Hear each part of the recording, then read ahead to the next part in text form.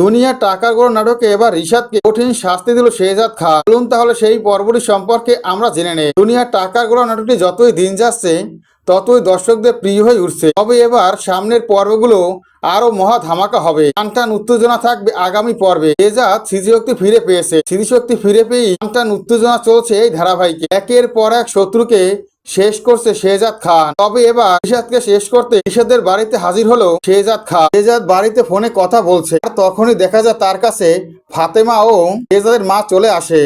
এসে বলে তোর সাথে কিছু কথা আছে। কিন্তু শেহজাদের উত্তেজনা দেখে কথা বলার সাহস পায় না শেহজাদের মা। আর তখনই শেহজাদ বলে কি বলবে বলতে পারো মা। তখনই শেহজাদের মা শেহজাদকে বলে ফাতেমার কাছাকাছি আসতে চাচ্ছি, কিন্তু ও তো কিছুতেই তোর কাছে যেতে পারছে না, কারণ তুই যখন অসুস্থ ছিলি তখন ওই বাড়িতে তোকে দেখাশোনা করার জন্য ওই বাড়ির একটি ছেলের সাথে বিবাহ হয়ে যায় ফাতেমা, যাতে তোকে সুস্থ করে তুলতে পারে এমন একটা রিস্ক নিয়ে ওই বাড়িতে গিয়েছে ফাতেমা। এই কথা শুনে খুবই রেগে যায় শেহজাদ খান। শেহজাদ বলে আমি থাকতেও কেমন করে আরেকটা বিবাহ করলো, এত বড় সাহস হয় কি করে। তখনই ফাতেমা বলে তুমি আর শেহজাদ ছিলে না, এখন তুমি ছিলে গোলাম, তাই তোমাকে গোলাম বলে ডাকতো। আর তোমার স্মৃতি ফেরানোর জন্যই আমি এই বিয়েটা করেছি। তুমি আমাকে বিশ্বাস করতে পারো, ওই ছেলেটাকে আমি বিয়ে করলেও রিশাদ দূর আমার শরীরে টাচ করতেও পারিনি, এমনকি এক রাতও আমি ওর সাথে কাটাইনি। আলাদা থাকতো, এমনকি আমি আলাদা থাকতাম। এই কথা শুনে অবাক হয়ে যায় শেহজাদ খান। শেহজাদ বলে তুমি আমার জন্য এত কষ্ট করতে, সত্যি তুমি আমাকে অনেক ভালোবাসো, বলে আমাদের এখন কি করা উচিত। তখন শেহজাদের মা বলে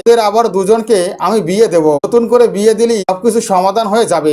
দেখা যায় শেহজাদের কাছে অফিস থেকে ফোন আসে আর বলে আপনার কোম্পানি করে ফেলছে রিশাদ। কথা শুনি বল রিশাদকে আমার কোম্পানিতে কি চাচ্ছে এক্ষুনি আসছে। কিন্তু শেহজাদ যখন অফিসে গিয়ে পৌঁছায় তখন সে অফিসার রিশাদকে দেখতে পায় না। তখন রিশাদের ঠিকানা নেই। মির্জা বাড়িতে হাজির হয় শেহজাদ খান। শেহজাদ খান মির্জা বাড়িতে হাজির হলে মির্জা বাড়ির সবাই অবাক হয়ে যায়। শেহজাদ বলে রিশাদ কোথায়, রিশাদকে আমার দরকার। তখনই ঋতুর বাবা বলে তুই এসেছিস বস। কিন্তু রিশাদ বলে আপনি কাকে গোলাম বলে ডাকছে, আমি গোলাম নই, আমি হলাম শেহজাদ খান, ফার্মা গ্রুপের একমাত্র মালিক। আপনি আমাকে গোলাম বলছেন কেন। এই মাঝে দেখা যায় উপর থেকে রিশাদ নেমে আসার বলে আমি রিশাদ, তুই এখানে কি করছিস। উনি রিশাদের দিকে বন্দুক তাক করে শেহজাদ খান আর বলে তোর এত বড় সাহস হয় কি করে, কারমা গ্রুপের কাগজপত্র সব এলোটপালট করে ফেলিস, এত বড় সাহস হয় কি করে, কে আর শেষ করে ফেলবো। যে কথা শুনে বাড়ির সবাই খুবই ভয় পেয়ে যায়। দুনিয়ার টাকার গড় নাটকের দর্শকরা এমনই একটি পর্ব দেখতে পাবে।